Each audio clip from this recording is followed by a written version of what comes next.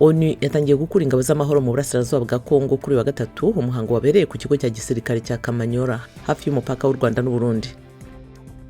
Abantu magana muri Mozambique bakuwe mu ngo zabo n'ibitero by'abajihadiste barazenguruka imihanda yo mu mujyi wa Namapa mu majyaruguru bashakisha imfashanyo. Guverinoma yemeje ko ibitero byakuye ibihumbi n'ibihumbi mu byabo.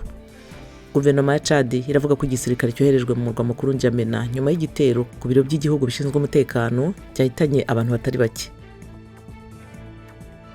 Perezida wa Kenya William Ruto yakiriye Minisitiri w'Intebe wa Ethiopia Abiy Ahmed kuri wa gatatu ku ngoro y'igihugu i Nairobi, aho agira uruzinduko rw'iminsi 2. Naho muri Nigeria, abakinnyi n'abakora mu ruganda rwa sinema y'ibishushanyo berekanye bwa mbere filime y'uruhererekane Iragos. Niyo ya mbere mu mateka ikorewe hanze y'uruganda rwazo ruzwi nka Disney Plus nyuma y'imyaka igera ku 100.